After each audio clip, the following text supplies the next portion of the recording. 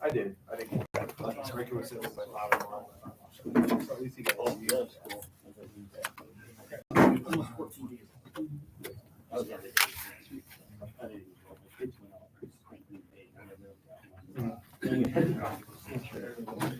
Hey, Ben, can you hear us?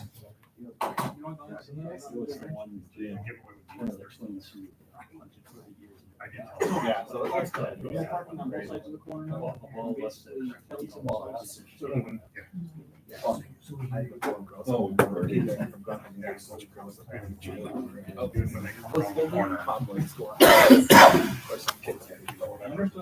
Ben, can you hear us? Okay, good. We'll just hang tight, and then when we get to, you're the first item on the agenda, once we get past the minutes and things like that, so, and reports. So we'll do our minutes, reports, and then you're first up on the new business. Yep.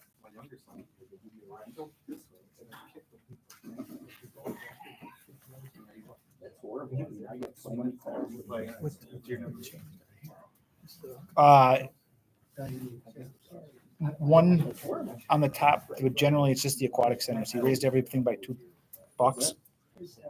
And the reasoning was that then there's no different prices between if you pay there, here, whatever. So it just balances it out.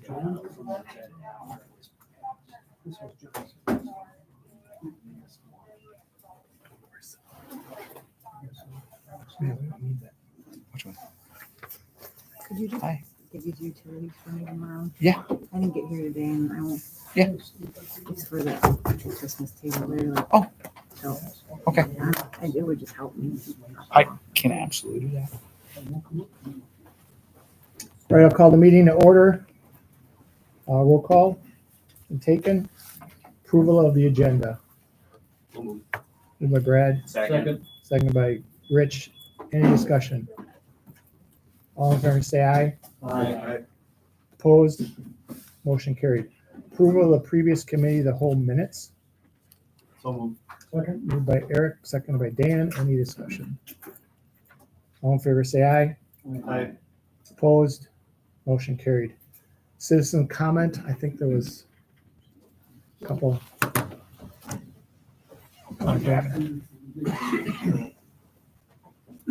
Joel.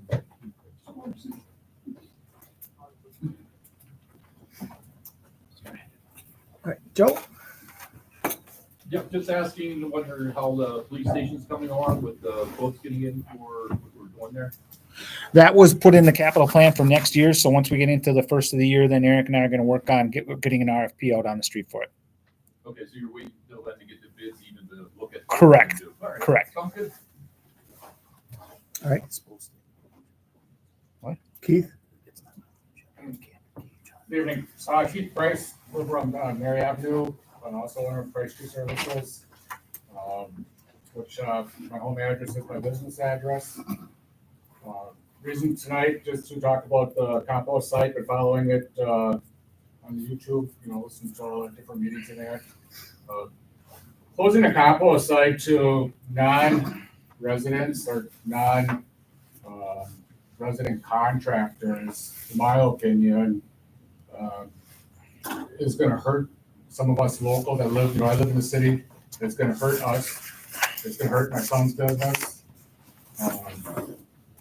The issue, I talked to Jason about this after the last meeting, and the issue wasn't the wood chips, wasn't the oil, wasn't the grass. It was all the brush that was being brought in by contractors out of the city of Kiel. That yes, they had a permit to bring it in.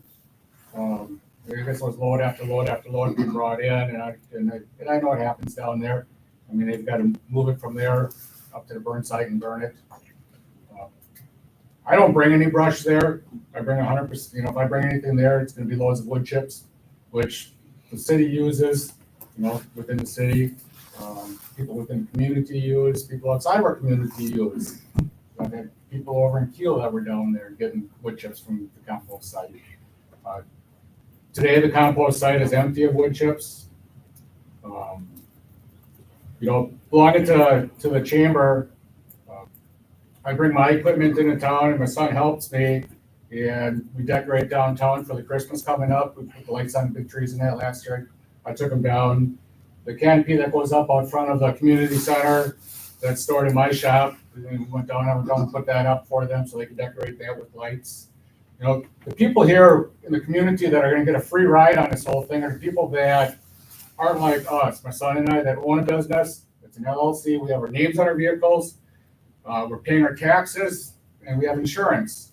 The people that are gonna get a free ride on this are the mom and pops in town that don't have a name on their vehicle, they're doing all their work for cash, they're not paying insurance, or they're not insured.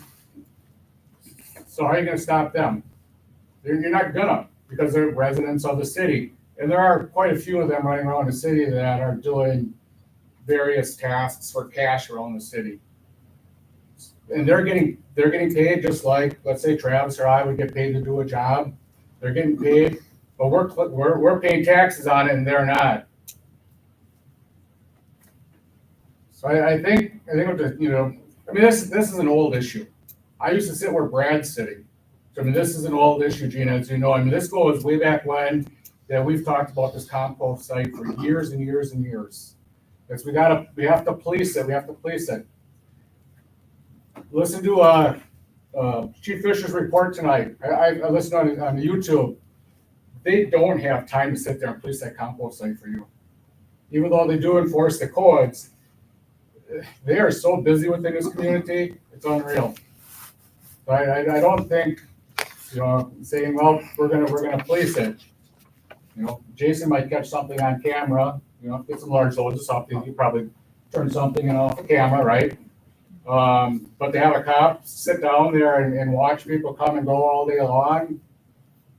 I see people coming in outside New Holstein with loads, coming into back streets into our community. It doesn't matter if you're coming from town in New Holstein or coming from Kiel, they don't have back roads into our compost site. But I think closing it to, you know, may not all non-residential contractors should be an option. You know, to say, you know, to say that all of them are being excluded from this, I just don't feel is right. Because, like I said, we're the ones that, you know, that they come to looking for donations and looking for handouts, and it's not the mom and pops. And they're the ones that are getting free ride on this whole thing. It's not us. Maybe I don't understand something, but I thought contractors in the city, we said that they were still allowed to use it. They are still allowed to use it. So, Right. so I don't Yeah, know. there's not, well, Well, if committee of the whole can. That's fine. Well, It's okay. we can do it as the agenda item. Right. When it's to the agenda item, and under public comment, we're not supposed to engage, but it is on the agenda, so we can have this discussion in a little bit here. I gotta be out of here, but I don't know if I'll make that. If my son will be around now. Yeah, I don't understand. Okay, thank you. Thanks. Item 6, finance and purchasing, budget update. Oh, that was actually a typo from last time. It was the budget is complete and everything is done. We got our statement of taxes from Mike Slack, the county treasurer. Yes, actually this morning. So our budget is wrapped up and tax bills are printed and ready to go out. And as you saw, we had a little bit of a reduction in our tax rate, so should be good. All right, thank you. Protections of persons and properties, police department. So we had 206 incidents over the last month, just a very few complaints that we had. November 8th, we responded to a resident in the 2100 block of Wisconsin Ave for a burglary complaint. Upon investigation, our officers did arrest a 33-year-old male who's a neighbor and broke into the apartment to steal alcohol. Due to the suspect spilling paint on the floor during his escape, he accidentally stepped in the paint and the officers were able to follow the paint trail right to his apartment. Therefore, he was arrested and taken to jail for burglary and other charges. November 16th, made a traffic stop for speeding, speed in Holstein. It was determined a 20-year-old male was intoxicated, failed his field sobriety, was arrested for a second offense, being at 20 years old, and PDT to 152. So he was taken to jail as well. A couple other highlights that we had. Jessica and I did our second annual Stuff the Squad event at Piggly Wiggly. It was a huge turnout. We actually exceeded last year's numbers. So it was a complete success. We filled out multiple squads for that, for our food pantry in town. So that was a success. Both our new 2025 squads are in service, operated and outfitted as they should be. We just finalized today getting the computer and everything with the printer all working. So all squads are up and running at this point in time. The 2018 Ford Explorer and the 2012 Chevy Tahoe are both posted for sale through Wisconsin Surplus Auction, which Jason is managing. They've been in there for about a week and a half now. Both, I just found out, hit our minimums.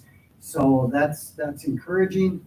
And last but not least, kind of got an unusual request, so I at least want to make sure the council is aware for full transparency on where my time is going.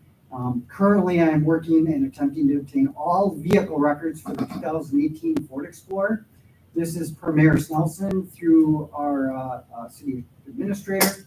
I'm not sure why we're asking for this, but it is being sold at auction. But I was directed to do so. I requested everything from Burkhardt Ford in Plymouth, which I'm still waiting on, and also Randy from Randy's Auto. He also wanted to know why I was requesting that, which I could not give him a good answer. However, he is going to comply with that. That may take several weeks due to the fact that he does everything by hand, no computer or anything like that. So he's going to have to manually go through everything in order to pull every invoice. And once I receive all that, that'll all go to the mayor, which may take up to a month for him to receive that, just so he's aware of that and that the council is aware of that. So that's what I've been working on with both outfits to make sure that we're complying with that request. So, but other than that, we already started with your parking. So warning started on Sunday and will continue for about a week. And we will start issuing citations starting on Sunday night and Monday.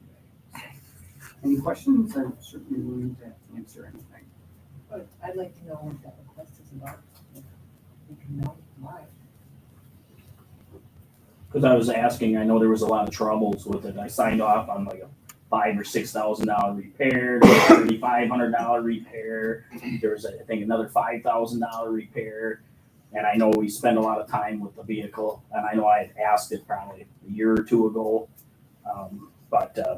So I was talking to Cullen about it. I was just real curious to see how much we spent on the car because it seemed to be pretty problematic. The one that we're selling?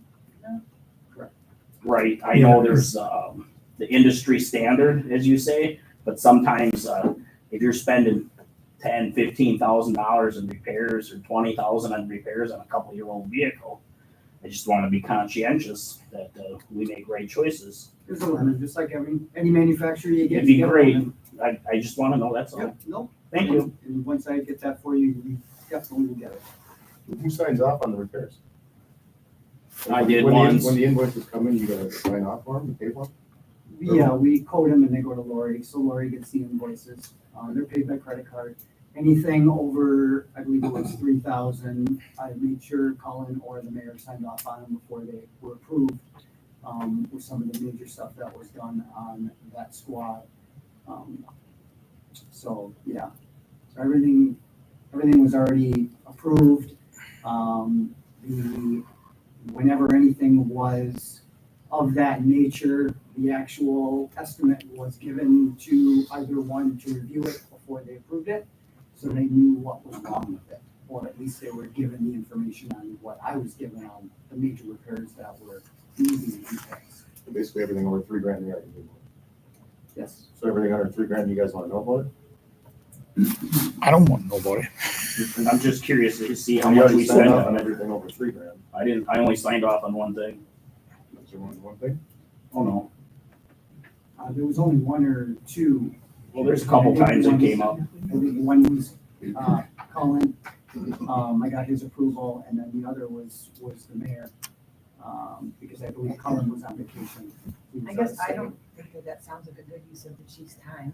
Right, what value are we adding to the city by going back to records for a vehicle that's for sale and going to be out of our hair in a little So while? would you like me to do an open records request? what's the value? What I are we would like to gaining? know. For what Beyond that, purpose? what's the value? So that way we know. I want to know. So why are you trying to hide it from me? I'm not trying to hide. Thank you. Well, you could go back through the payables and look yourself. I mean, You know, I and guess look I at- could do an open records request. That's not what we said. It's not what, This is not a good use of his time is what we're saying. We're trying to be conscientious of how his dollars are being spent of his salary. So that's important for us to ask and understand what requests you individually are making. So we're trying to understand what value is that going to add, what's the return on investment? I'm glad you said that. Because if you buy lemons and say you're spending $10, $15, $20,000 in repairs on something, it's good to know, right? At the time, maybe back. before- No, this accumulated over time. And it's only what, 2018, so it's what are we dealing with? 7-year-old vehicle. So let's say that you get this information, then what is your intention of what you plan to do with the information? Probably wouldn't invest in that next vehicle again, I guess, if it's that much trouble. Yeah, but the issue was, that was gonna be replaced sooner, correct? Well, you couldn't get a squad car. That vehicle had over 100,000 Yeah. miles on it, and squads usually don't last that long. That doesn't include idle time, that's included in the vehicle. And this vehicle was purchased before I got here, but you could get a lemon with any make or model, whether you buy it from a department standpoint or personal. You never know what you're gonna get. You can't go back in time and not pay for your I repairs. just got 2 new 2025s delivered, and is there a guarantee that there's gonna be no problems with those? Absolutely not. You go buy a brand new vehicle, are you guaranteed you're not gonna have a problem? Absolutely not. Any other department who's bought in Dodge or Chevy, they've all had issues. When you start utilizing these vehicles and running them as hard as we run them, and idle them as long as they get idled, we're talking 5, 6, 7 years, that is way overuse of a squad car. Squads are usually overturned every 3 years. Budgets don't allow that in smaller municipalities, that's just the reality of it, and that's fine. But with that comes added expense. You have a $60,000 car you're buying, but you're adding another 5, 10, or 15,000 in mechanical repairs in a year. Eventually, you're gonna have to replace it, but it is cheaper than to keep buying a $60,000 car every year or every 2 years. So the mindset years ago was they kept the cars for 5, 6 years before they replaced them. Cars are not made as good as what they used to be. That's a fact in any industry. But Ford Explorers, for my profession, are 95% of what is being sold out there. That's what people use. That's what departments use. We've done that. I've provided that information already. And they are medium road for expense. Chevys are $4,000 to $5,000 more. Dodge now has eliminated their Durangos. They no longer are making those as squad cars because of all the issues. So there's not a lot of options. And Tahoes are 8 cylinders, and there's no reason to spend all that extra gas. And about $7,000 to $8,000 more for that vehicle. So whether you buy a Chevy or you buy a Ford, you roll the dice on whether you may have any of that. Chevy Tahoe, we had a lot of problems with that one too. Bob? And it had less miles. If there's someone who's interested in buying this vehicle and Yeah. wants to know everything that was done to it, the onus is on them to find out, not for us to provide that info. That's not why he wanted to know it though. You already got the minimum bid. It's- We did. So It's already sold. my concern here is that when you have concerns like this is the stuff that we would like you to bring to this council to talk about before you have people spend their time on it. Because that's why we talk about things, that's why there's 3 of us and you and Cullen. And that's why we come together once a month to talk about those things, Well, so. I appreciate that, but that is one thing I'm allowed to see that, the invoices, because there's nothing to hide, right? I got nothing to hide. Oh, there would be nothing to Then it hide. should be pretty They went- straightforward. Every invoice, Transparent with the council. let yeah, them every know what I invoice worked went on. through the council already, so. What's that? Every invoice went through the Well, council. then that should be pretty easy to get the records for that, thank you. What is the purpose of having it? That's what I'm still trying to understand. I What are you going to explained the do? purpose. What are you going to do with the information once you have it? What are you accomplishing? It's for my knowledge. Thank you. But that's not actually a sufficient answer for the rest of us sitting here. So are you telling him to not do that? I would like to, yeah, I'd like to say, don't worry about that, you have other more important things to do. That sounds frivolous to me. Thank you for your opinion, Yeah, but I think we're gonna move forward with this. I mean, I think that we should have talked about it before he was doing it. If you had a valid reason and you could explain your intention with it, that it was going to have a return on the investment of his time, Oh, sure, well, Chief and I talked about it. again, that's not a sufficient answer. Oh, we talked about this, right? All right, I'm gonna move on. Thank you. Fire department, Well, I'd like to put that on next week or next month's agenda though. If he's still tackling this thing and he still hasn't had the information, then we should vote on it. put on the I committee think of it's the a whole. waste of time too. Put on the committee of the whole. Yeah. So. Okay.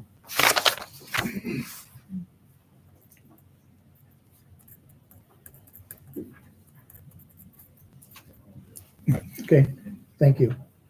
It'll be on next month. I'll be here. It's all here. Why would you put Randy through all that? Do you know Randy? The invoices are You here. know Randy. I know Randy. It has nothing to do with Randy. It has to do with here. Keith, We move on. Fire Karen, department report, we had 7 calls for the month of November. 2 mutual aid calls, 2 auto aid calls, 2 fire alarms on Hoover Street, and an odor call on Wisconsin Avenue. The odor call we had on Wisconsin Avenue, periodically because of weather conditions, people will report that they think they've got some kind of chemical leak, whatever it may be.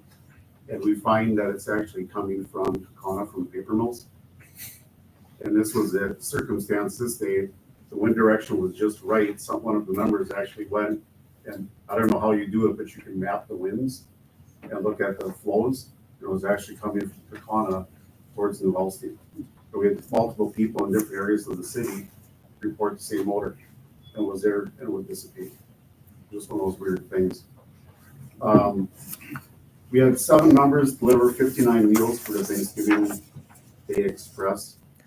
The meals are prepared in Chilton. Different groups of people donate towards the cause for preparing for the meal. We have a group of Lions and other members that help make the meals. And then the fire department's not other groups distribute the meals. So this year they had groups from, give or take, Valders, Downey, Calumet, St. Cloud, Harrison to the north, and I believe Teal had a couple of meals down in their area. So it's pretty incredible that many people come together to put out 500 meals, and people are very appreciative when we drop them. Just another public service that we provide that's out there. And we've been doing it, not sure exactly the number of years, but over 30, I would think is pretty safe that we've been delivering meals in the years. How do you, I maybe missed that, how do you find the people, or how do you know who picks them? It's posted in the newspaper, I believe, and through other channels. And the people can call in, or family member can call in and then give their information. And then when we get there, they give us a list of everybody in our area. So our area this year was probably someplace between Chilton, New Holstein, Charlesburg, to the south down in the St. Anne. Was the area we covered this year. It's amazing just what a warm meal and a kind word will do for somebody on Thanksgiving, already the holidays. Also this past month, we had extrication training at Scott's Towing in Chilton with members of the Chilton Fire Department on Saturday, November 9th. There were stations set up to train on different tasks relating to extricating people from cars. And we also had a bus that was donated. Keith Price had worked through that through Cobuson here in Tony donated a bus. So we're hoping to do a similar program with more departments in the spring. That's what I have for this month's report. all right, thank you. Any questions? All right, emergency management? I have a couple things to update on. The project that we've been working on at 2600 Calumet, I'm just wrapping up the report there, and I have to submit that along with the final bills to the state of Wisconsin, get reimbursed for our 75% of the cost. The project at Calumet in Plymouth Street that travels over to Wisconsin Avenue, that flooding issue, there's no change on that. I'm still waiting for either a request for additional information or approval by FEMA saying it's a goal to do a study on that. So really no change on that one. And then we sent out an email to a few of the people in here that the siren had an issue this past weekend down by Kiwanis Park. Sheboygan Warning Systems came in today to look at it and got it resolved. I'm waiting for the report so I can speak intelligently about what happened there. But basically, the new siren or the refurbished siren has a higher horsepower motor on it, drawing more current, and it failed during that cold weather. It's kind of like needing more cold cranking amps on your car in the winter time. So I'll submit the report to Colin and whoever else needs it. I'll get it from them. So the minimal amount to fix is $40 for a fix. Thank you. Any questions? Municipal Court? Judge Sipple did provide a report. It is in your Google Drive for November and October. They had 43 adult initial appearances and 10 juvenile, and for pretrials, they had 4 adult and 0 juvenile. All right, city buildings and grounds, Jason? All right, in November, we clear mowed the prairie. We're gonna try this. Luann, I talked with Luann. Instead of having the fire department have to burn it in spring, and we're gonna try it just rail mowing it back and forth, and let it sit right high, and we'll see how that works out. We also aerated all the soccer fields and baseball fields.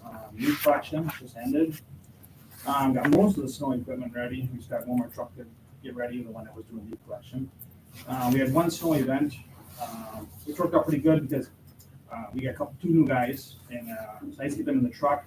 And the new guy that took over at John's route, which is a third of the city, I actually had John ride with him for a couple hours just to show him everything. He does it. So it worked out pretty well. And then obviously the snowflakes went up. That's all I have. All right, thank you. Rec Director, I believe there's nothing. Nothing. Personnel, nothing. Old business, nothing. New Nope. business. Discussion action, presentation of the CDBG for road projects.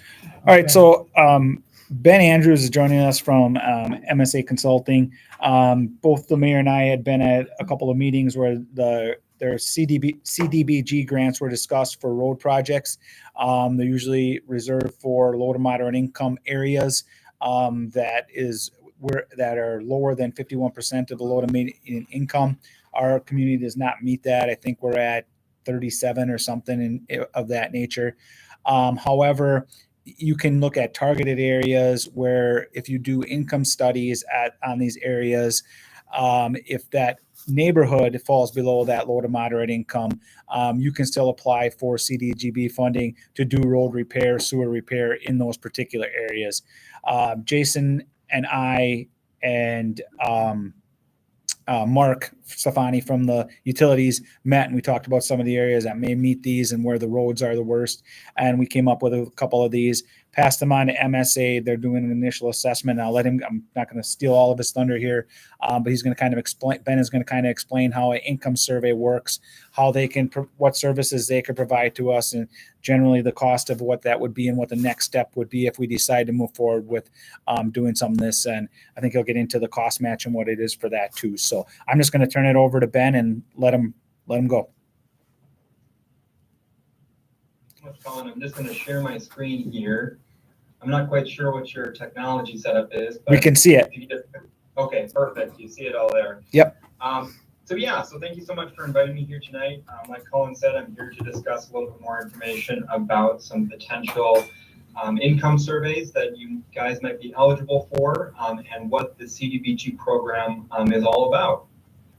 So with that being said, I'm just going to share a short little plug about MSA Professional Services.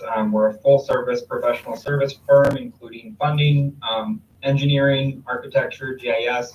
We hold a whole host of services. My role as a community development specialist, the way that I see it, is I help Communities and clients work with identifying, applying for, and administering different funding opportunities. So with that, as part of the presentation this evening, I'm going to be going an overview of the CDBG-PF program, providing an overview of the proposed project that Colin discussed, providing an overview of the project timeline, scope, budget, all of those items, and then just sharing a little bit of information on MSA and our work on the CDBG program in the state of Wisconsin. Then we're going to wrap up with a little bit of question and answer here. Just wanted to mention that if you do have any questions throughout, you can always stop me and we can go through it. Otherwise, if you feel comfortable saving your questions, we can always keep it towards the back end of the discussion. So with that, the overview of the CDBG program, just some of the basics here is that the CDBG program stands for Community Development Block Grant. Specifically in the state of Wisconsin, the program that's being referenced for street and utility and other capital projects is called the Public Facilities Program. It's a federal-based program provided through the Housing and Urban Development, otherwise known as HUD, and it's administered through the Department of Administration. It's been made available through 1974, so it just recently had its 50th anniversary here. As part of the program, it primarily aims to benefit low to moderate income individuals, and that's through a variety of different criteria, but mainly you can either do so through community benefiting projects or neighborhood benefiting projects. So just wanted to note here on the bottom of the slide that the CDBG program is a competitive program, meaning that applicants need to apply for the program each year. In the state of Wisconsin, that application date is typically around mid to late May. So with that being said, if you're doing an income survey, you would have to plan around that May application date. So for the funding eligibility, in order to be considered for an eligible CDBG-PF program, you need to meet one of the national objectives. So when we're talking about the national objectives, it would be having an area that has 51% plus beneficiaries, which seems a little technical, but essentially HUD provides data on each community, and you have a percentage of what your LMI score is. As Colin referenced there, the LMI score for the community as a whole is 39.90%, which is not enough to actually have a community benefiting project. But you can reach 51% LMI by conducting an income survey of an area, receiving those income surveys, and then if all the income surveys indicate that it's a 51% plus, you essentially get that verified and you'd be eligible to apply for a CDBG-PF application. There are a few other objectives. I'm not going to go over in great detail because it doesn't apply to the income surveys, but if you did have any limited clientele, so that would be, like nursing home or elderly or battered spouses. There's 3 different criteria in terms of limited clientele, in terms of beneficiaries. But there's also blight elimination and an urgent local need. So with the 51% LMI, like I said, community benefiting projects, that's a community as a whole. So that would be projects like wastewater treatment projects. If you have a main stretch of road that you're replacing for street and utility, but it's a highway or a main thoroughfare, that would be considered community benefiting. But when we're talking neighborhood benefiting projects, we're talking about, this project benefiting a very specific number of people. So when you replace in a neighborhood, the people driving on that area are primarily going to be the residents, and the people that have the utilities. The utility connections are going to be only connected to that area of the neighborhood. It's not going to be a main or a main that connects to major utilities within the area. So with that, for the funding program eligibility for street and utility improvement projects, there really isn't a limit to the things you can do. You can replace water and sewer. You can do street reconstruction. You can do everything with storm sewer. You can do sidewalks, curb and gutter, lighting. The reason that I bring that up in terms of CDBG, it may seem redundant that it would replace everything, but some other programs such as the DNR, Safe Drinking Water and Clean Water Fund program, they're a little bit pickier in terms of what you can and cannot fund. In terms of this program, when you're doing a street and utility improvement project, really as long as it's a construction eligible expense, you could use CDBG for it. So like I said, there are other projects you could do for the CDBG PF program, which are on the list here. I won't go in great detail, but there are other things you can do with the program.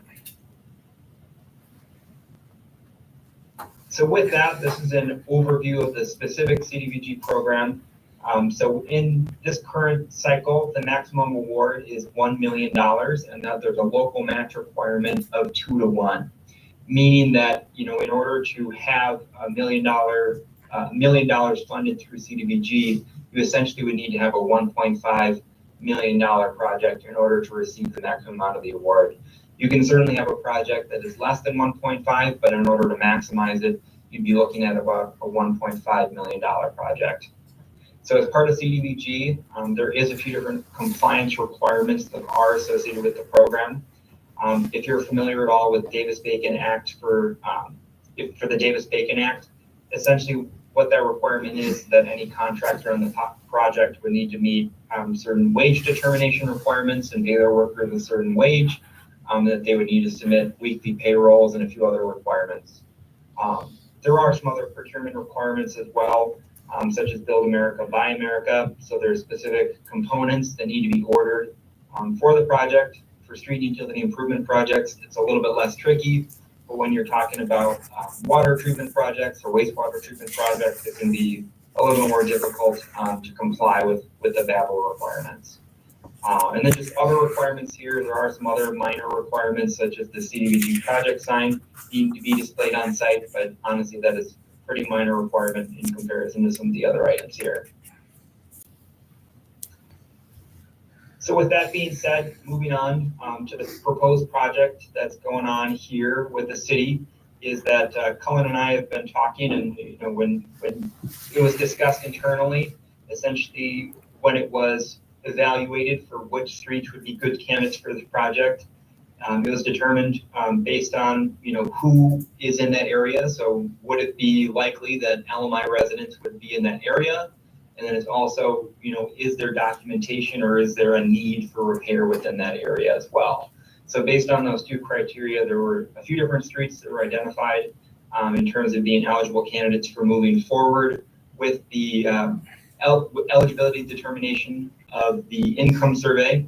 And those streets included Taft Street from Park Lane to Monroe Street, Jackson Street from Michigan Avenue to Wisconsin Avenue, and Coolidge Street from Hickory Lane to Trimborn Avenue. I'm just going to put a little, stop you there for a second. The Coolidge one is a little bit of an anomaly just because the way that whole section needs replacement. But it may only be that part of it would be LMI, below the LMI. We could do just that section, or you could pay to do you could pay your own funds to do the additional part of it towards the bottom, because I'm not sure that towards the bottom you would maybe meet the LMI or not, but it's just questionable. But they're looking at the whole thing for this purpose to see where we're at. Yeah, thanks, Colin. And that brings up a good point. Essentially, that if you do have a project that you're using for CDBG and you want to tack on another portion, as long as you're doing the same project activities and it's in the general vicinity of the area, you can identify it as an alternative and still bid it out associated with the project if you couldn't use CDBG funds for it. So there is some pictures that I'll show, but in terms of the project scope, the proposed project would be for a complete roadway reconstruction. It would replace the water, sanitary, and storm sewer infrastructure, the existing infrastructure that was there. It would include curb and gutter replacement as well as sidewalk replacement. So in terms of the status, like I said, is that MSA has been working with the city to provide an eligibility determination. And what we did, we evaluated everything in GIS, indicated it in the standard format that we typically use for evaluating these type of projects, and we sent it off to the funding agency to DOA to make their determination. So we did that pretty recently. I don't foresee any concerns with determining this project as neighborhood benefiting, which would essentially mean that you would be eligible to conduct an income survey.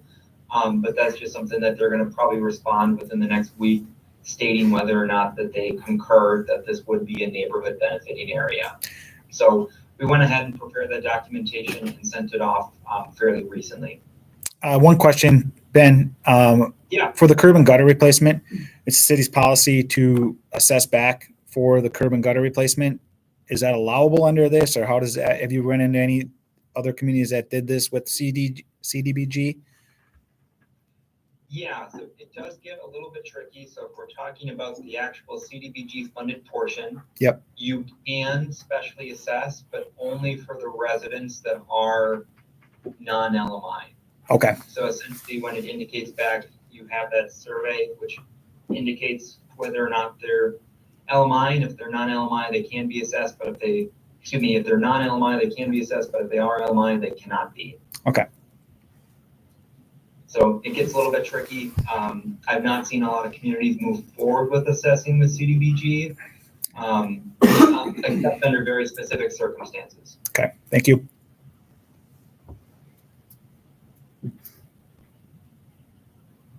So with that, this is a little bit, this is a snippet of the areas that were sent in for what it is, essentially the areas that are in green. Those are the areas that would be within the service area. So there are a few apartments or nursing homes that are in that area. Those would essentially be broken down by unit when you're actually conducting the survey, but in terms of the address, it's identified here on a high level. And then the areas that are in green are the actual project area itself. It's a little bit hard for this presentation view, but essentially this in addition to some utility maps and some other justification, were sent off to the funding agency for review. We have a question from our Public Works Director. On Yeah.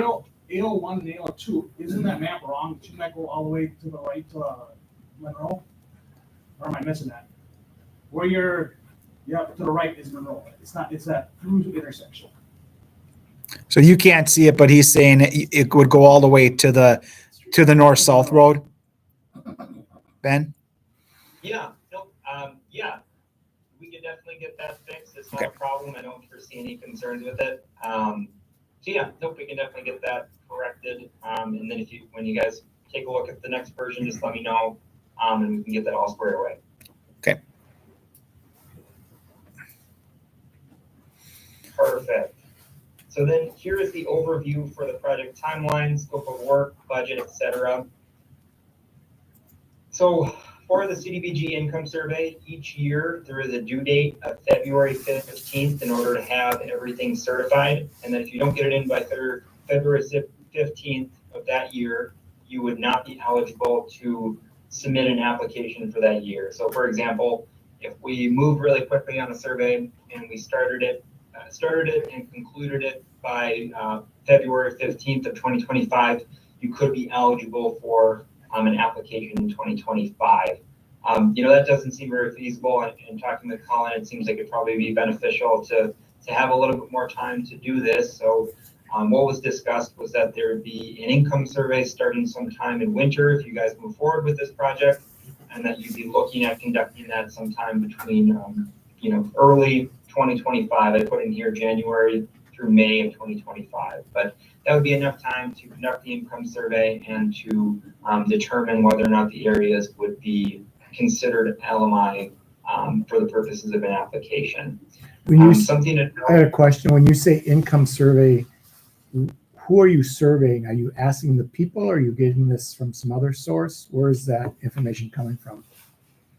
Yeah, so it is actually a survey. So when you're conducting a survey, you're making attempts to the households within the service area, and that can be done through mailing. So you mail off a letter and a survey, and you request that they complete it for the purpose of seeing if the city would be eligible for a grant. You can also have in-person visits and actually conduct the survey in person. It can be conducted through phone calls. It really just depends on the resources that are available and how aggressive of a timeline that the city is looking at completing this. Thank you. Yeah. So if everything went well with the income survey and it was 51% plus, I just wanted to note that with all CDBG applications, you do get an additional 30 points if you do have the plans and specs submitted with the application. This is a general trend within a lot of different funding programs to include whether or not it's eligibility or receiving an additional points. Like I said, for CDBG, it's additional points. We have not seen anybody that was awarded not submit plans and specs with their application. That there only was 1 or 2 applications this past year that were not awarded that did not submit plans and specs. So in terms of the CDBG funding, it is critical to have the plans and specs included with the application. So with that being said, I just included design services here that would be something that you'd want to consider for the CDBG application, which again, like I said, it was in May of each year. So if you conducted an income survey in 2025, you'd be eligible for submitting an application in 2026. So if you were awarded a CDBG award from the 2026 cycle, for the project would need to start on or before July 1st of 2027, and then it would need to end by October 31st of 2028. So when you're looking at a long timeline here, you'd be looking at essentially conducting this background work within 2025, applying in 26, and probably doing the project between 2027 and 2028.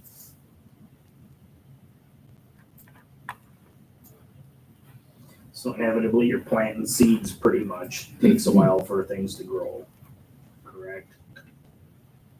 Just unless it was something that it was, unless you were looking at being very aggressive in terms of the application for 2025, yes. You're looking at, because of the competitive nature of this, you're looking at one time of the year when applications are submitted, and that really the construction cycle would be contingent on that application date.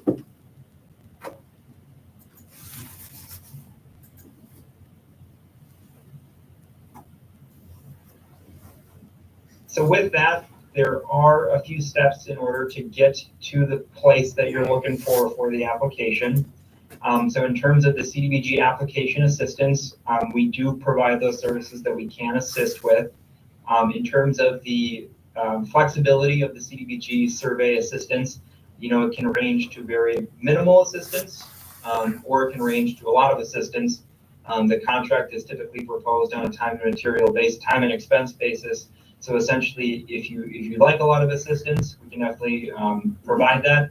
Otherwise, if we're looking on the low end, essentially it would be preparing all the materials and then mailing it out and collecting it back. But if you're looking at having a little bit more assistance, such as having assistance with in-person efforts, obviously that does come into travel and time that's on for conducting that in-person visit and so on. But essentially, I just wanted to know for the income survey assistance, it is time and material, and typically we find that it's typically between $1,000 to $3,000 that is estimated for that.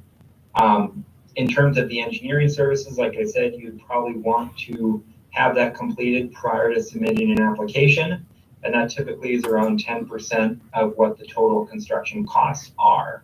And then for our CDBG application assistance, so for going through and essentially going through the application process from start to finish, typically it's on a lump sum basis, and then it's estimated between $10,000 to $12,000. And then there is, similarly to the engineering services, if you complete an environmental review, you are eligible to receive additional points, 10 additional points, which can make or break a competitive application cycle.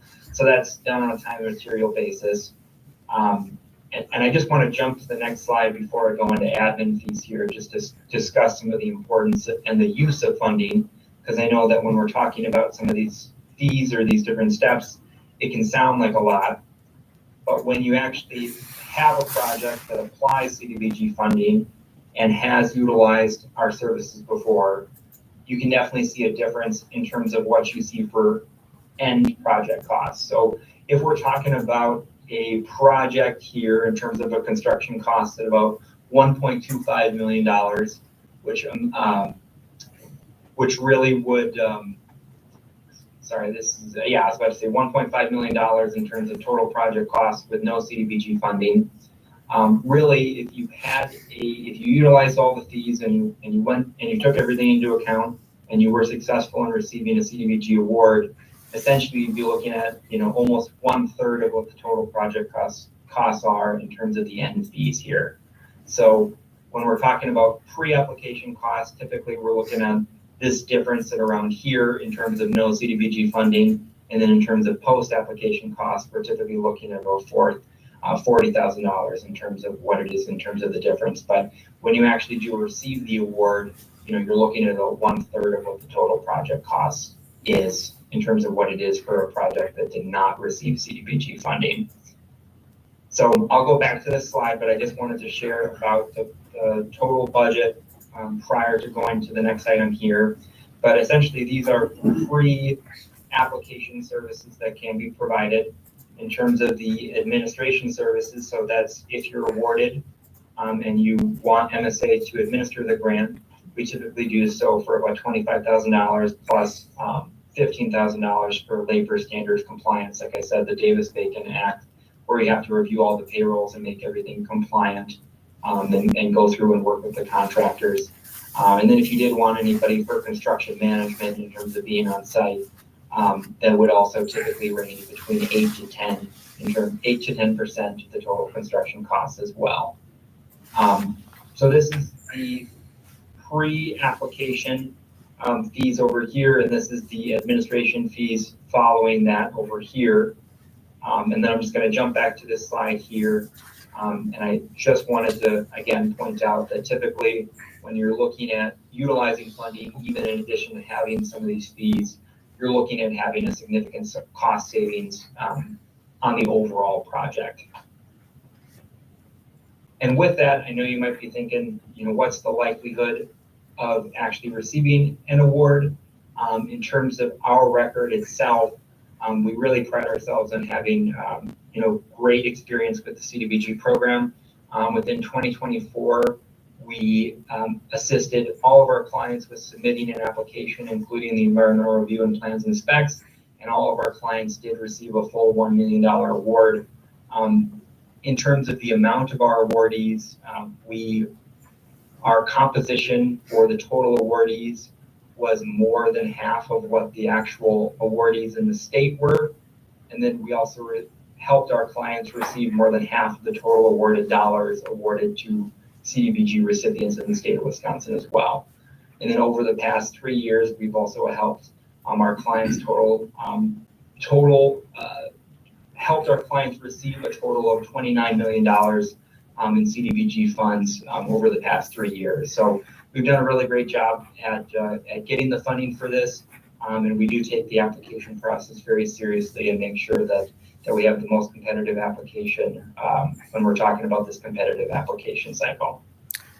So go ahead. I was just about to go into Q&A, but we can definitely. Okay, so I would say our first step here is we've submitted it to DHC, and when they'll come back and tell us if they believe it would possibly meet the requirements, right? And then we can decide to move forward with the income survey and what level we want to do use your services for. That's like the very beginning, and then once we get that income survey, if we find out then we're eligible with those specific sites, then we can get into the planning administration and all that. Yep, absolutely. Okay. And the only reason I share is just to be upfront about it. But yes, in terms of keeping it in terms of next steps, exactly right. Is that they'll review it. It's high likelihood that everything will be great, neighborhood benefiting, and then we can have a discussion that if you'd like to move forward with MSA assisting, to what level you'd like us to assist with. So Ben, we have our next committee of the whole council on December 18th. Is that something you would think we would hear back from DHC before then, or should we plan on probably our January committee of the whole, which would be in the 2nd or 3rd or something to that effect? Yeah, I would plan that they would likely have a response and everything would be wrapped up by then, but I can definitely communicate if something is behind on their end in terms of their review, and that to bump it back to the next meeting. Okay, sounds good. And with that, part of that, or some of that would do the water and sewer, so the utilities would pay a portion and not out of our general fund then too, correct? savings. Well, it would be the entire project. It'd be the entire project. but The we- project would include water and sewer, and if it falls within that million, and then we would still have our matching funds and whatever portion was ours versus theirs, just like we did for the County X project. So it's a good deal, really. Jason? Ben, is that like, and maybe you guys know the answer, is that 10,000 or 12,000 per application? If obviously we're looking at 3 blocks, 3 different streets. Yep. Is that Good per, question. if 2 of them would fall under that threshold, would each one be 10 to 12,000? Would that be a different one, or are they all combined? No, it'd be considered one application in terms of the project area in 2 different areas. So it'd just be the one application fee for providing for that, for 2 different project areas. So just one fee, no multiple fees. Judging the cost of like X, I mean, I'm sure this isn't going to be as extreme, but are we going to get more than one area for 1.5? Should be. Big, okay. We're talking small blocks. Okay. All right. I would, I'm not an engineer, and I probably want an engineer to assess it depending on the area that's there, but in my opinion, it probably would be about 2 of the blocks. Yep. Okay.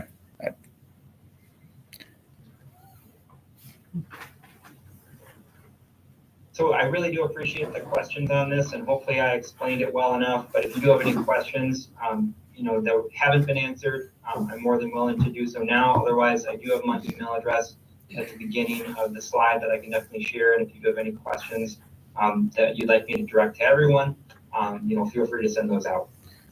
And all of our older persons have this presentation in their Google Drive too, so your email is there. It can go through me. All right, well, Ben, thank you very much for sharing today. Appreciate it. Yeah, well, thank you again, everyone, for your time, and I'll be in touch. All right, thanks. Thank you. All right, item B, discussion action amending chapter 9 of the municipal code compost site. So we had a couple discussions on this, and from the recommendations of the last committee of the whole, or maybe 2 ago, but anyhow, Attorney Sorensen drafted the draft ordinance for it, and that was put in your Google Drive. So discussion. I have one question from the last, for when the permits were pulled last time, how many were actually pulled from the township? Do we know offhand? 2? Off the top of my head, 2. There was 4 or 5 total, and I think 2 were from the township. I'm more leaning towards including the township Nolsing on it. That's my recommendation, but I do think that there are some businesses that are in the township in the Holstein. And when they donate to certain things in the city of the Holstein, they're not township related, they're city related. But that's my 2 cents of it. And if there's only 2 people in the township, I don't see why we wouldn't allocate those and include it into it. What do you think, Jay? Does that seem accurate? There was a couple from. How are you gonna regulate it? No, I'm just talking about there was several from Keel. Yes, are we talking contractors? Yes, the contractors. So the non-resident? No, we're just talking about the Contractors. contractors. I thought we had a couple from Keel and But, a couple from. it's a Keel address. I can't tell you where, if they live in Town Schleswig or. Right. There's all the town that might have a Keel address. I don't know which town they, you know what I mean? Like, they don't fill in, we're from the town of, so, you know what I mean? They put their address in Keel. So that might be 5 or 4 might be Keel, but how many actually live in the city of Keel? But I think what he's saying though is if you did a township, if you had a township contractor, you'd know which the contractors were. Township, if your address is in the township, you'll know it's in the township. So Joel lives And they'll- there, your address is- That'll be pre-vetted before we get to the allowing that. So I have no clue. This is, Yeah, the town, the township goes from, the gas station in Keel to St. Anne and north. Yes. So, Eric.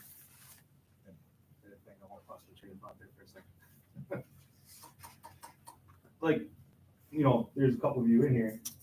I mean, the bulk of who you cut and bring grass from, are they city residents from New Holstein? I know you guys cut everywhere, but I mean, probably the bulk is people in the city, right? So when you look at it, that grass would be down there anyway if they cut their own and took it. I mean, that's something else to go when I read through this. I mean, to me, that kind of makes sense. We're already taking grass that would be here anyway. Be no different than if I took my trailer and cut everybody down my street and I hauled all the grass when we're all city residents. Right, but that, you know, I literally can see, I'm not a dirt bike, I'll just use Josh. Mhm. I can see him cutting Marytown and know where that's coming. Even Josh would say he's gonna bring it in here, if he's on his way back, you're gonna load your truck, bring it here. Just being honest, right? You asked me, I'll tell you. Right on. So it's like to say, well, most of it comes from the whole, Right, I know. we're doing this fine line now. a chart to tell you. Yeah. I know, I'm just- Right. Let's go I over just what the wanted ordinance a actually guess. says, because We're just I trying to don't get even know this if cleaned up, we're so it's like cutting accurate on process. what we're saying. Right, this comes from outside the city, are we allowing it or not? You know what I mean? That's the hardest part. Right. So this was brought to me by a resident, and they said they watched like 10 dump trailers come from like St. Macy's, and we're dumping at our. And probably legal, let's be honest. I know we're doing it every day.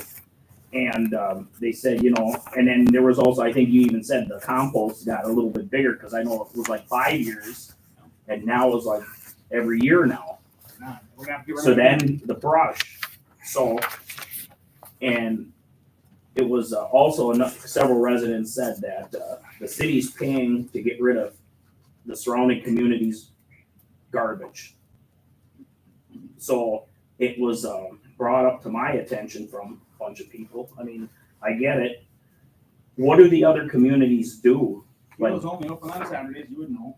For brush only. Tuesdays and Thursdays during the summer months, Keel from 4 PM to 8 And PM. that's only for grass clippings and yard waste, not brush. I can bring this back around. What's that? So you can And only Saturday do Bring brush this on back Saturday. around, so we're actually talking about what we No vote on this or contractors not. whatsoever. No And what- contractors. And what about So where do you think children? it's gonna come? Now that they're closed for the season, they're done. It's gonna You don't have that, like ours is open confusing the 24/7. issue. There's a shutdown for food. You're not bringing leaves, you're not bringing yard waste. They're shut down. Where do you think I'm gonna bring?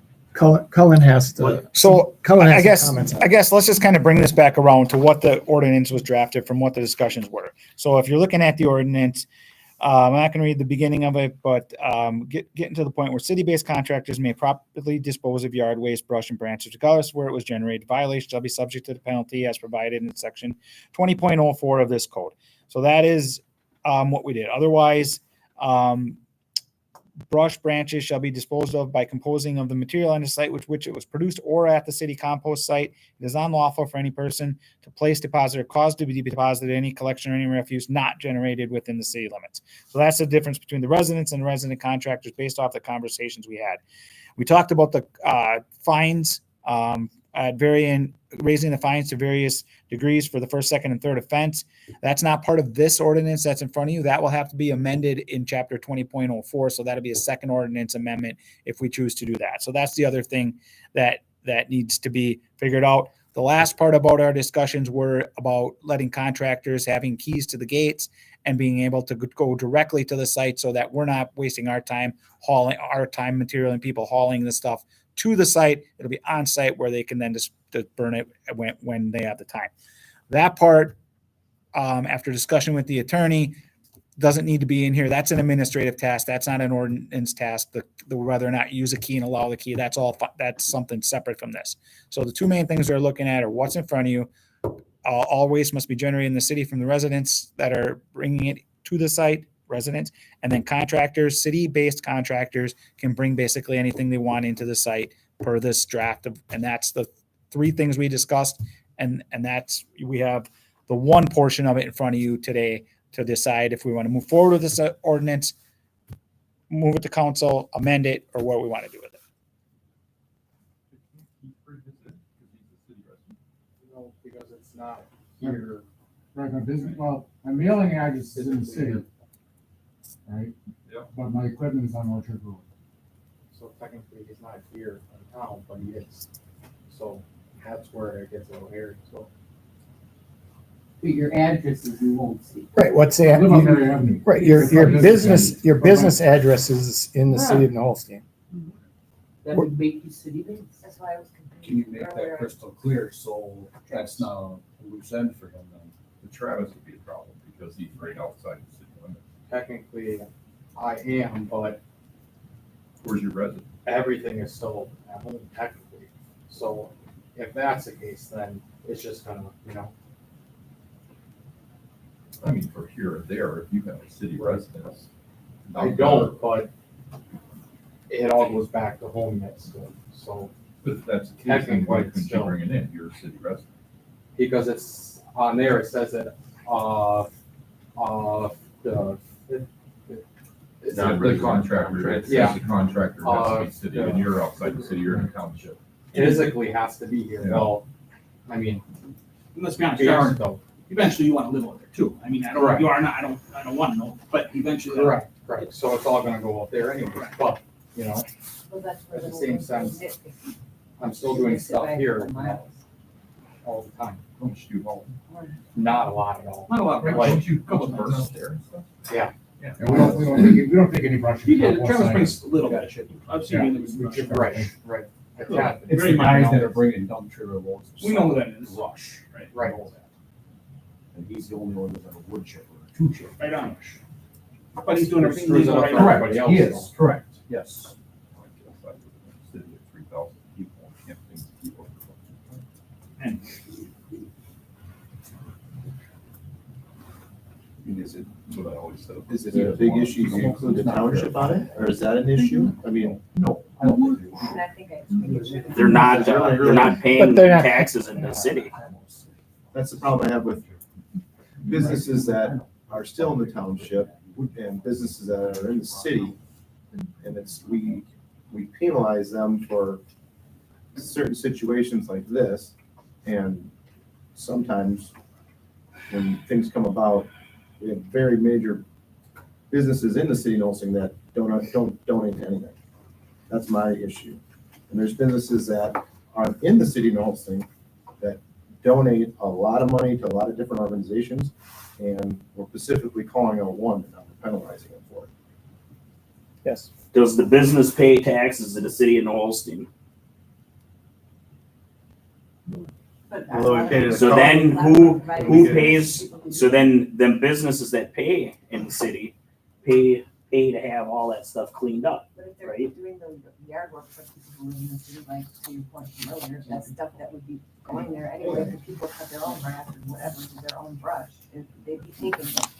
So it goes back to how many meetings ago when I said, if the whole purpose of this is to try to cut down the amount of stuff being brought there, by people that really have no business in the city besides that their own city doesn't allow them to bring it there. Like, that's what you're trying to eliminate. To be nitpicky and doing it to a point where then you are harming the businesses and that operate here. Like, if they're just a couple miles outside the city limits, that seems really petty to make a policy that excludes them. You're trying to have people not come from other places that don't allow them to take that brush there. We don't want to be a dumping ground, but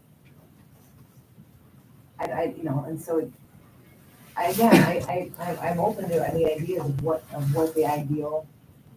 Better, I would, looks like. maybe suggest a township of the Holstein fee, other than just a non-residential contractor fee, that, Limit, because yeah, limit. right now we're the charging activity. non-residential contractors, is it 3,000?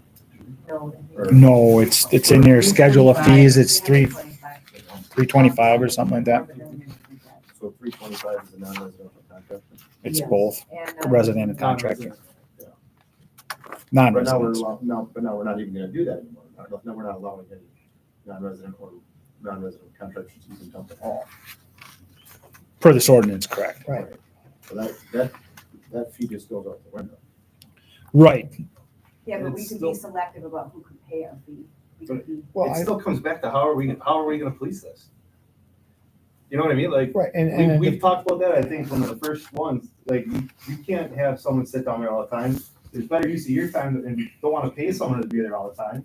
So we gotta look at what's best for the people who are gonna have to enforce this versus us just saying, yep, let's go with this. I mean, How does, so. how whether does we it have work? this or not, you're still gonna have illegal dumping.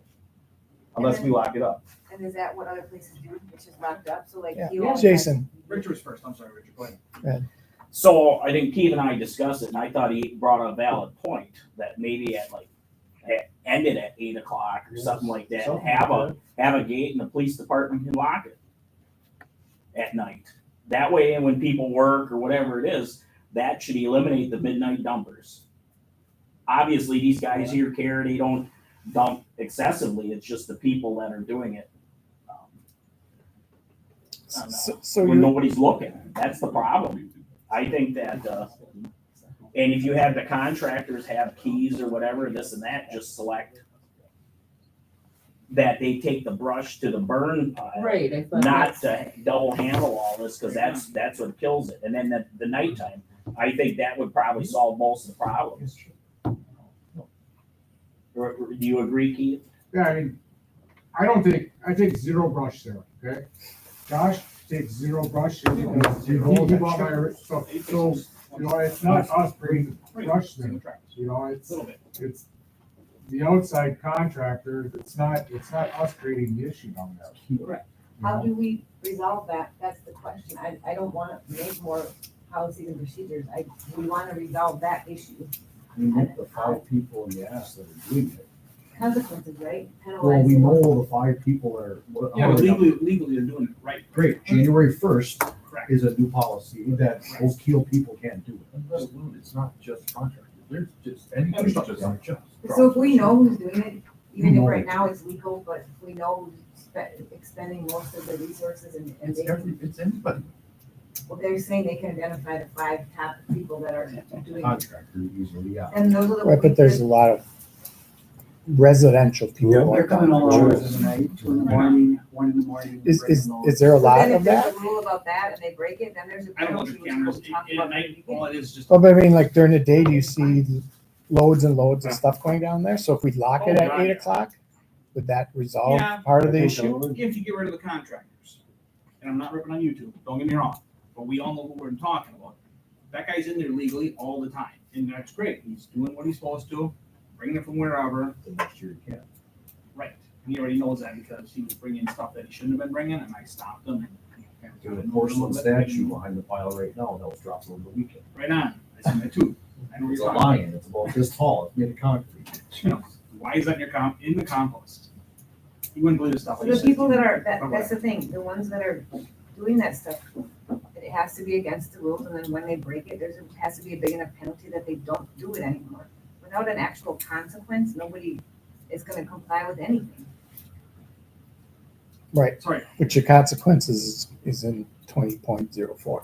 Yes, My question Jason. from earlier was gonna be, in that thing that's the lawyer drew up, does it say residents can only bring in within the city limits? Did it say something like that, or I was listening to it, but I was a little lost, and I didn't read this yet. I'll do it tomorrow and read it. Yeah, it says, Because that's one of the biggest problems too, is like Brandon will tell me, hey, it's all about bringing the load from field, but the guy that actually lives in the city with the guy hauling it, the waste has to be generated within the city. That's what's in the ordinance. and that was never in there before. Yeah, it was. It was. Yep. Problem is you can't prove it, you know. But if you literally follow it back in appeal, now you can be like, hey, you're not dumping here, otherwise you're getting fined. No, it's, if I'm reading this correctly, it says,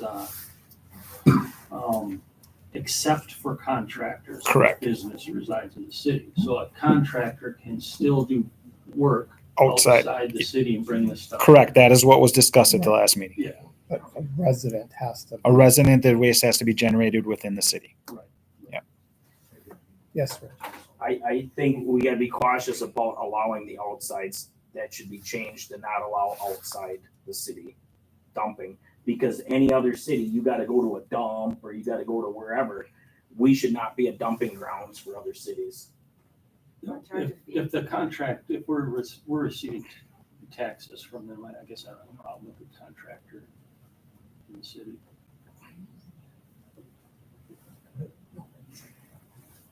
But that's why the other cities like Kiel put fences up.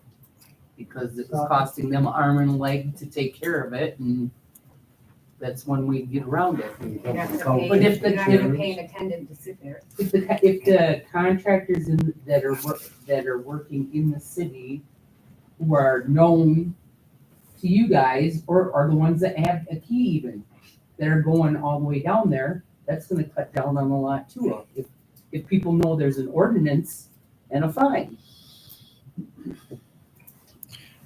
I mean, I'm looking at other places' policies, and they do 2 things. They charge, even for people who live there, they charge a fee for grass clippings, but they have an attendant. I mean, I get it, this is when you pay, there's a return on investment for everything, but they either charge for stuff, even when you live there, you're still paying fees. Then you're paying to offset the cost to do something about it. And right here it says, residential use only, no contractors or commercial property. And they charge their residents who do pay taxes, they're also charging them $4 per grass clipping bag, $40 per grass clippings. They have a punch card apparently. I mean, you're paying. Right, but they're also paying someone to sit there. Right, that's paying for that. Unless we really limit the hours that compost site is Well, they also open, have limited hours. and then you volunteer your time, Becca, because we can't pay you. Right, time is all taken. But, no, they have limited hours too, months 8 to 5, and they close for the season. I'm just saying you can't tackle it. I don't think there's just one answer to tackling this. Right. And that's what because we've already tried to revise it twice. And we've had the satisfy same different arguments. things, And it's not working because we try to do, we'll just make a huge fine. That sounded great, but then you pull holes in that, and then so no, we're not doing that. We try to just now limit it, pull holes in that, and we're not gonna do that. What is the whole purpose is because there's people abusing it, it's costing us money, so you either have to offset that or not allow it and then build the fence and then have it be locked and close it for the season and be done with it. Steve? We don't have to solve every aspect of this problem today. I mean, we can make this adjustment. We'll see how it works next year. If it cuts down significantly, then if it doesn't, or we're still having issues, maybe we can narrow down what those issues are and address another portion of it. But I think it's okay to make some progress and start trying to narrow this down, and this would be a start to that. So, I mean, I don't think we have to say, well, this isn't gonna solve every issue. This is Make hours, and then if you're dumping outside the Josh? hours, you get a penalty. Right. I mean, that might be a next step. I mean, if we're still having an issue, but if it's cut down by 30%. Right, you gotta start somewhere. Right, I agree with Steve. I don't, it's not this version now, it doesn't sound like, it sounds like this is not the version that we would want to start with. Well, it depends on how major the change is. If we're just gonna, it's very minor to add wording, the city of New Holstein or township. I mean, that's a pretty minor change. Well, I'm saying this is the version where we only allow city residents and contractors that have an address within the city limits to do it, which is harming a couple of businesses that we don't want to harm. We don't want to penalize people that we do know aren't abusing it. We don't want to do that. I don't want to do that. We Right, want but to stop it. that's a minor point we able to say. Include the township? Josh? I feel like you have the power to make this very simple. This is a good recommendation that you guys have. Run it. Include the 2 people that are not using it, that are doing good things for us in the city as persons and business owners. Don't penalize them. Well, we have to, I mean, we can't. You can't just overlook. You just overlook one person. You gotta watch out. You're opening up for a lawsuit. If you say you can do this, but you can't, what rule is? We're not doing exclude, it's not like you're excluding. You're excluding You- people. Then maybe just Jason. change the wording That's just not to ethical. I'm not saying that it's not. contractors Someone you don't like. We got in the village. You're gonna change Or the everything township. because Travis is gonna complain. He doesn't pay one penny of taxes in this city. I do. I'll pay my $80,000 in taxes. I'm saying I don't want to penalize just one person. No, and I know they do a lot of good, but can't you just overlook it? No, you can't have a rule. You can't have. No, you can't have rules and then let one person break them because that could open the municipality up to a lawsuit by someone who's disgruntled because It can't be good for news and not for gander. And I'm not talking about specific people. I'm saying across the board. What do? You tell the city administrator, don't worry about that person. I mean, that might happen in places, but that's not ethical. You don't pass it knowing that that's how it's happening. We can make this where it's not penalizing people that we don't want it to penalize. We do have the power to do that. I agree with Steve. So I'm saying set hours. So what I heard tonight was that one of the biggest issues is that there's 5 people that bring a ton of brush. They After are doing hours. it correctly All right. because they After hours. So During the middle of the day, he's legal. So how, we have to eliminate that. So if you did the township like Brad is suggesting, Can't put the town because Those people have paid $325, so they're not doing anything. no, right hold now on. inside. If you were to expand it to have contractors from within the township allowed also, then you're not doing, Rich is right. You can't just exclude certain people like that. I think you're going to open yourself up for problems. And Paula mentioned too, but if you expanded it to include contractors from the township of New Holstein, however, since they do not pay taxes, we should have a fee for township contractors, in my opinion, because otherwise they're just getting a free ride. I'll make a motion to amend chapter 9 to include township of New Holstein contractors and keep the 325 fee. I'll second. Can I think we should also set hours, so. That's a different issue than actually the, That's an administrative task. We can do that. We can direct, you can direct me, Jason, whatever, to set hours at that place, but that's administrative. And there, Jason, isn't there a gate on that property? No, remember Not we, talking about the same property. The compost area? Compost, no, on tap and wide open. right. I thought there Casey was- had You get that, access from the propane tanks. Casey had that presentation, let's just say 5 or 6 years ago, I don't remember exactly. Right. On putting the gate there, remember that she had a diagram, and we'd have it all chunked off, so we always would want wood chips, because like going back, he said, literally there was a big pile there on Wednesday when I left. And literally this morning, I came in, I'm like at 6 o'clock or 6:15, I got to work, I'm like, it's still dark out, I looked at it, that's all gone. It was spotted, so people are using them as fast as contractors can bring them in. Oil, obviously heats our whole shop for the whole year. And Keely brings our oil to us, we burn it as much as we can. So that stuff we wanted to keep always open to public, because obviously that helps everybody. So then we talked about putting that gate, but we never did. That's when we went with the camera system instead. Then we put the 2 cameras, one on the when you came in, and then one on the oil shed, looking at who's in the commerce, and one when you come in. But what I was gonna ask a couple times ago is, I was asked by one of the contractors, who basically, from Keel, who only does grass, basically, and cuts a lot of lawns in the city, about having a yard waste only permit. Because obviously all this talk was brought up about brush. But like, them guys don't bring, maybe this could eliminate all this town stuff, because I don't like the town idea. Is, could you just have a yard waste only permit? So Travis can only bring in grass clippings when he cleans up yards, no brush. So eliminate brush. Josh will have to take all his brush, because he's a city contractor. To Monroe, he would have the key, be the only one, as of right now, that would have the key. He'd take it down there himself, do all that brush. So nobody from the town or a contractor is bringing brush into that compost site. That's just one. That's the thought. best idea I've heard. Yeah, that makes sense. Because that eliminates, no offense, Brett, I don't like this kind of stuff, because then it's like, well, now I'm gonna be a town contractor, even though I don't have a license or nothing, I'm a contractor, so then I can bring all my stuff in, because now he can say, he goes into town, well, he's a town contractor, huh?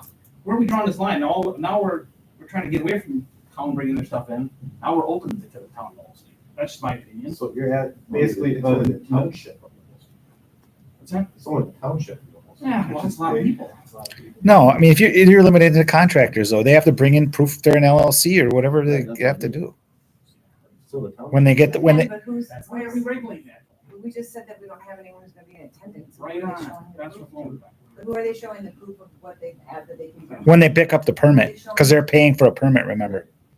Per the motion, they just motioned and seconded, they'd be coming in here to pick up a permit and they would bring their proof of incorporation or whatever they had to do to get the permit. We're gonna allow brush to be dumped out there from the town now. We can change it. If you're. That's what we do right now. That's where we're at on this. They're not. With this motion. They don't bring, you guys hardly bring any brush. Everything goes out, so we ain't gotta worry about them and brush. They're just bringing grass clippings.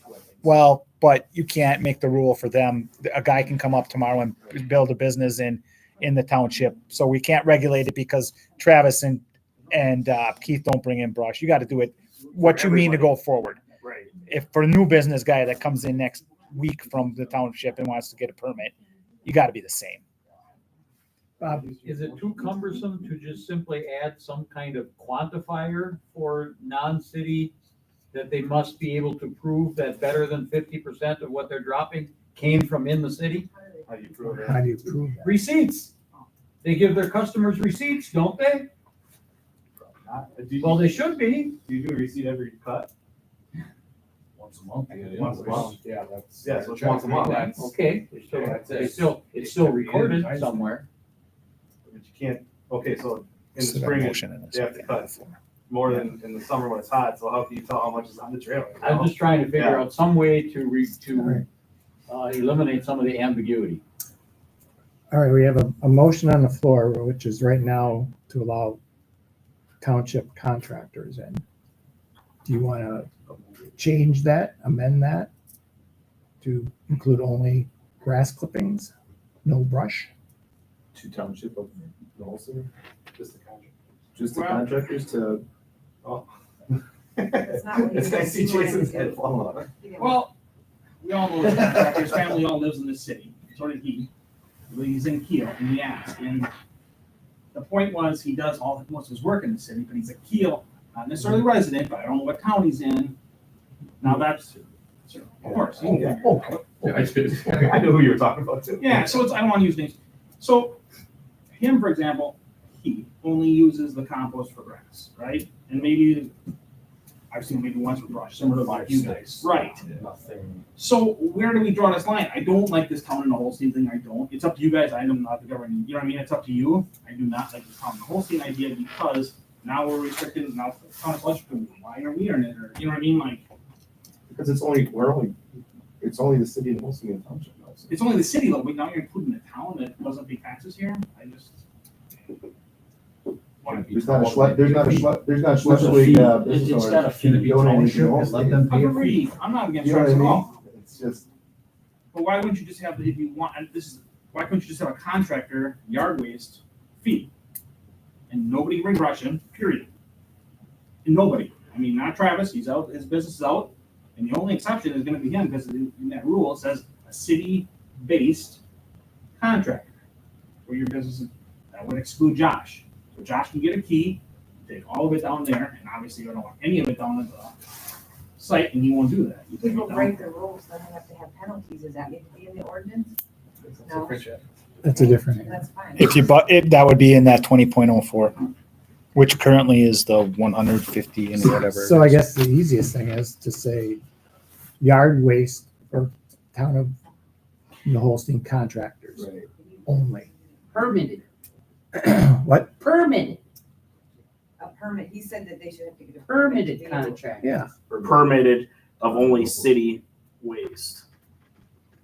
I feel like, can't you say in the ordinance that you have to see the, like this is the different city, how they have it on their website, but it's got like all of the fine print then, like, can't it just refer to this, that, then this can change as it needs to change with the hours, the fines, like, what if you have to pay for, so can't the ordinance just say that you have to see this schedule, like how we do the fee schedules? I don't think so. I verify that, but I don't think you can refer to back to you're referring a ordinance back to a policy. The ordinance is what drives the policy. So I will amend chapter 9 of the municipal code for my action, Okay. including the township and the whole state non-residential contractors. And I'll re-amend chapter 9 to include non-residential contractors to pay a fee to bring down yard waste, not including brush. City waste only. City waste only, not including brush. Correct? It's supposed to be specifically the town? Well, the town, well, We're city residents. adding that. Well, it'd be Any non-resident? be contractors, Would you do it? Permitted. permitted Then would you contractors. approve this? Or you let it go the way it is? But we So got- permitted contractors can both come in And all you do is come here once a month. for yard waste only, no brush. And then we wouldn't have to That's do what we all anything. agreed on, correct? Is that okay with you? So with the same permitted fee of 3, whatever it is, we don't change that schedule of fees. okay? I- Then we won't have. But the question on that was, so if you're limiting to their only waste they generate within the city, which is different from the resident contractors who can bring it from anywhere. If they're pulling the contract fee, how are you gonna monitor that? Well, that's what I'm saying. Yeah, So I, just don't so worry about Just generating yard the city. waste, no brush. We're having an issue with brush. Brush is the problem. Brush is the main issue. Main issue. Right. The I grass didn't is hear- not that Are big. you deal. happy It's with the that? brush. Are you happy with that? I didn't hear it. Well, Joe's got it. Joe, Non-residential fee, brush only, or Contract. yard waste only, or non-contractor fee, right? Non-city contractor Non-city fee. contractor fee, Paid per yard minute. waste only, no brush. get away You're from still getting a fee of $3.25. That's fine. Right. This happens. Let's be honest. Is that Let's get rid of all that brush. Everybody's happy with that? You're good with it. I'm just happy Joe? with that. Joe, you got a comment? Okay. I just didn't like the fact that you're near one down to one. so he amended his motion. You leave the ordinance as it is. Are you Travis second it? And all of us came up with agreement and it's be taken care of, just leave it as it is. No. Why not? It can't be like this. No, we're not gonna leave it as, it's just as. Leave it like that.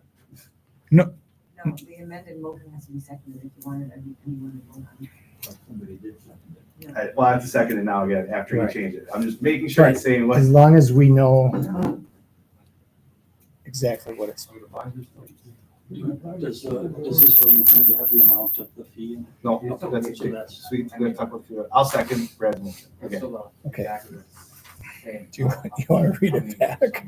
You wanna read it back? Nope, I don't.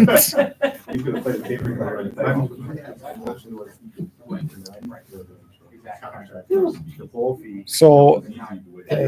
what I have as the motion on the table, All right, let's Hey, listen. quiet, please. Quiet. so what I have is the motion on the table is to amend the ordinance in front of us to allow non-residential contractors from the township of New Holstein to dump at the site yard waste only for the current contractor fee. Well, not for with a contractor fee per our fee schedule. Grass doesn't matter. It's the brush. Well, let's leave it as So town. that's what I have is that, I don't care what anybody else besides the hosting of the township. Right. Is he still an accountant? Sure. Then, yeah, which would be good. That'd be fair. Right, yeah, and it works. Yes. All right, Yes, he is. so we have to, boy, this is confusing now. Yeah. so we have a to vote motion on and a the- second on the table to move to council to amend the ordinance to include contractors from the township from the Holstein who pay the permit fee for non-resident contractors Brush, or no brush, yard waste. Yard waste. for yard waste only. It's basically the same thing they said, but no, we just got rid of the brush. Yeah. From the first amendment, from the Yep. first motion. Josh, yeah, Before you finalize this, by doing this, this is gonna kind of kick off Keel, right? That's, unless, Right? Just Yeah. Keel is not in Holstein, Keel is not town of Holstein, that would eliminate Keel, which would be a big chunk. Which is, that's our goal. Right. all right. Do we have to vote on? we can, it's a voice vote because it's got to get to Gotta go the, through the- it's got to go, we'll have to put this on, we'll have to do a Next first column. reading of the next one if I can. Finalize it on the next So Cal let's go meeting and through then that. send it to So let's go council. to the common council. But so we're just All voting right, to send it so to we're- council. Right. Voting and send it to council. Jason, So, no, this is great, but the only concern I have is, okay, now we're gonna have to go through all the steps, right? It's gonna be months, couple months, agreed? So first of the year. 1 month, less than a month. Well, I thought I had to go through steps, like you have to go through, We have to do 2 readings of an ordinance. so months of council meetings. You can do a special council meeting after the second one, so It's it up would to be you like guys, the but third or what happens fourth. January first, when these contractors try to buy permits. We aren't allowing them to buy permits until Why this aren't we is though? resolved. Because it has That's what I would changed. say. You follow me, Steve? That's one negative. Do you follow me? As of right now, it says it can't. Right. So if you don't change this before December 31st, if I'm a contractor, I should be able to come in and buy a permit on January 2nd or 3rd, whenever the city hall is open. We don't have to do anything. I don't know, I'm just asking you, I don't know how that works. All you have to say is we're limiting the services Okay. as a non, residential contractor outside of the township in the Holston. Right, you can just tell them that. It's no different than we're not enforcing the duck ordinance because we're working on the ordinance to be compliant. Right. We're working on this ordinance, so we're not issuing permits until the ordinance is enacted, and hopefully we can do that after the first cow of January. We'll do a special council meeting. If we get this squared away at the next cow into the council, first reading, done. Second reading at the special meeting. All right. All in favor, say aye. Aye. Opposed? Nay. Motion. So we have one nay. Yep. All right, discussion action, winter parking policy. Steve brought this, asked for this to be on the agenda. Yeah, just purely for discussion. I know it came up at the end of last year. Chief Fisher was getting some complaints. I think we resolved, probably part of this would be to reiterate how we resolved it last year, which is it's in the ordinance that Chief Fisher can work with Jason and they can suspend it. You know, so if we decide February, like last year, it's warm for the foreseeable future and you guys can suspend it. If that's already in the ordinance. So part of the, Standard practice, but yeah. well, No, that was one of the things that we wanted clarification with last year, because that was one of the reasons why we shortened it by 2 months, was to, I guess, maximize compliance. 4 months seemed a little bit long, because November 15th, it was still 60, 70 degrees. We also lowered the fine, which was significant 3 years ago, so we did make that change. And if you think about it, we do warnings for a week to a week and a half, starting, December 1st. We do give a week to a week and a half of free parking for the holidays, because people come home. We don't say, we don't ticket, no matter what the weather is. We just tell people use common sense if there's a snowstorm. But typically the 21st, 22nd, or 23rd, depending, through the rest of the year, we allow them to park on the road because of holiday. So in essence, it's probably 2 months, maybe, that we actually are enforcing winter parking. The problem is the snowstorms come up and it's just really difficult to be wishy-washy, and one day we're gonna do it, then the next day we're not, because maybe one day it's 40 degrees, the next day it's gonna be 15 degrees and it's gonna snow. People aren't accustomed to having to make that change that quick, so it's either all or none. last year honestly was an exception. That's not typical. Right. Where you've got 3 weeks of forecast and they're saying we're going to be in the we're just not anticipating anything. So I would agree that that's going to be a rare situation. But I read the ordinance. It says, and I realize this is, you can call the police department, get permission for each night. But it is worded that unless permission is to do so is received from the police department. And so technically, I think if you could set it aside like you do for Christmas, even under that wording, although I know that's not the intent of We that. could, but yeah, we don't. My philosophy is the ordinance is set in place. The citizens can call it dispatch. They have to have a valid reason. It's just not because they're lazy or they don't want to get up to do it. We've always accommodated people with that. Dispatch generates a list for third shift. They do that for all the municipalities in the county. And then when third shift gets on, they notify us what individuals called in. Sometimes they call in during the day and an email sent to the night officer from Jessica and myself or whoever, and then that permission is granted.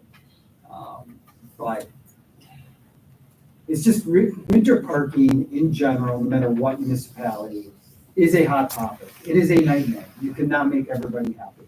And the whole purpose of sticking to a winter parking plan is you are you're creating a pattern. And if you break that pattern by changing it up, no matter what the reason is, then you can cause problems and people will say, well, it's only 20 degrees. And there is no give and take in that. Now, if we have at the end of February where it's 62 degrees for the last 2 weeks, that's different. I get that. But when you have temperatures, one day it may be 40, or 1 week it may be 30, 40, and then the next week it's going to drop down into the teens. It's just too hard to communicate with people. 1 week we're not going to do it, the next week we are. And if we take 4 or 5 days, we issue no tickets because it's 40s. We slam them the next week because now they're just parking on the road. Right. Then they're going to complain saying, well, why am I getting a ticket? I didn't get a ticket last week. It's impossible to communicate. I get it. You know, when Jeff Hebel became mayor, we tried something new. That was a huge disaster with the snow emergency thing. That was a huge disaster, and that set up some bad practice here. And you know, my philosophy of winter parking is it's all or none. You either want it or you don't. If you want it, we enforce it 100%. If you don't want it, then it's a nightmare for Public Works, and we won't touch it. I'm good either way. Alternate side parking is a disaster. That I will not do. We've done that, and that is a major headache for everybody involved. What was that, a major headache? I missed that. Alternate side parking. Oh, And alternate. in our side. town, a lot of places, you can't park on, you know, one side you can't park, so. Yeah. Per day, it's- just follow the day. And it's very difficult to, a lot of houses don't have house numbers. That becomes a problem.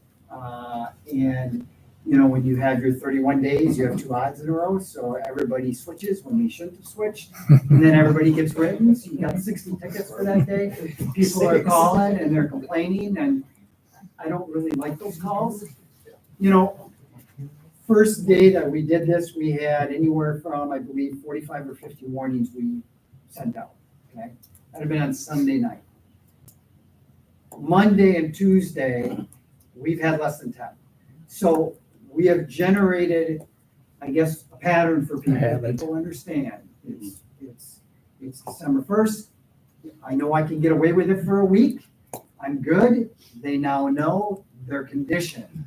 They know. I hate to break that and change that.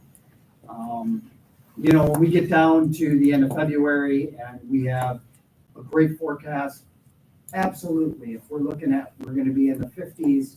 And that's all I Yes. agree with you. I don't think you can change it on a daily basis. It's in the middle of winter. And last year, I don't expect that to happen really again. I would be nice if it would happen again. And that's the point of bringing this up, because this was brought up to me, and one person brought up this side parking, the alternate side. And I don't actually have I'm not recommending an action. I just thought, we're at winter parking, just discuss it, see if there's any other options, or are we good? But I actually appreciate that we took off the 15 days on each end, but March can be pretty risky. Yeah. on that, but Yes, Rich. Like, they can call every night if it ain't snowing and they get it, but if they had No, to. only, they have to have a reason. It is not just because they're calling. They have to have an actual reason Like I why. have a bunch of people home. Their cars broke down, they have to have a reason.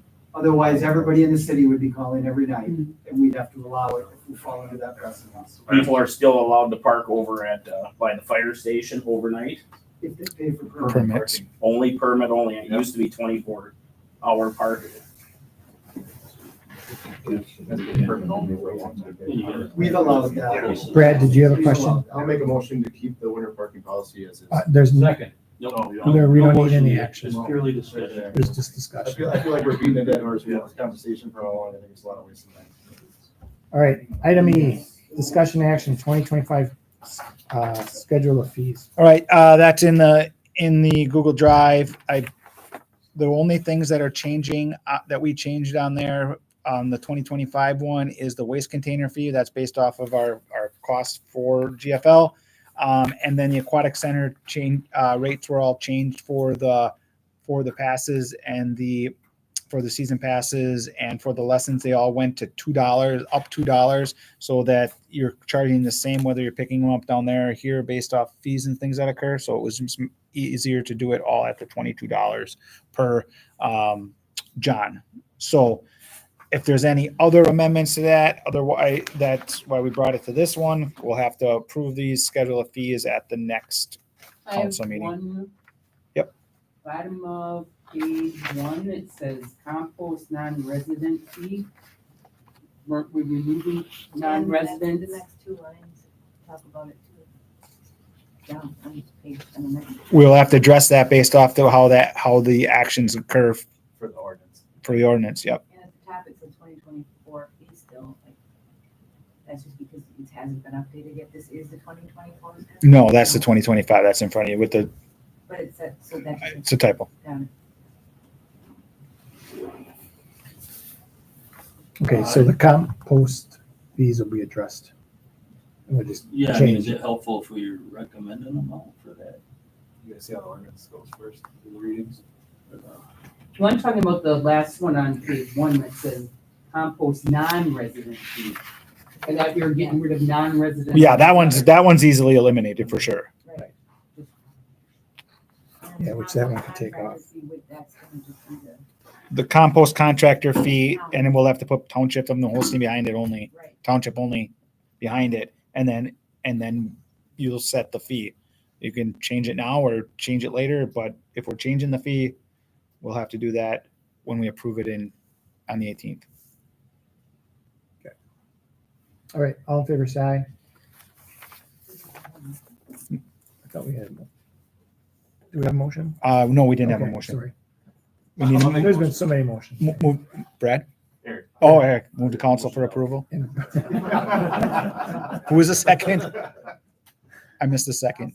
Yeah, Brad denied the motion. Motion down. Decline the opportunity. All in favor, say aye. Aye. Opposed, motion carried. Discussion action, LOSAP payback for vested years. It's all yours, chief. LoSAP is the length of service award program that we're entering into for the fire department. The fees for 2024 will come out of our 2% fund. We look at that for our numbers. The years prior, so going back, currently underneath chapter 4, it says any member serving 15 or more years of service will receive $125 per year of service. So members that have already served 15 years or more as of 2023, that amount comes out to $27,000. Problem with that is I've got members on the department that may have served 13 or 14 years. So what I'm asking to do is we would eliminate the $125 per year of service in chapter 4 and take any of the funds that people have currently used or have years, for lack of a better term, vested. And I'd like to take that money and move that into the LoSAP program. And what we could do is break that up over 10 years. So we come out to, if we did the 15 or more years of service, would be $27,000, and the 14 or less would be $10,125. So it'd give me a total of $37,125. You could break that up over 10 years. You give or take right around $3,700 per year.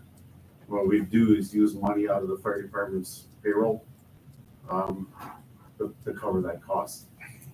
I just need council approval to go ahead and do that. I would move to send that to council. Move Rebecca. As- Second by Brad. Any other discussion? I just have to make it known from what the attorney told me. I'm voting on this and I am on the fire department. You abstain from voting. Well, he said I didn't have to abstain if I made a comment. Oh. Remember?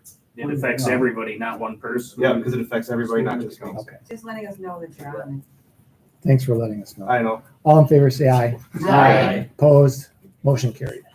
Meeting's adjourned. Just following directions from what he told me. Do you get my email I sent? I I saw just that sent they an have, email I saw that they have a discussion on ledge out citizens there.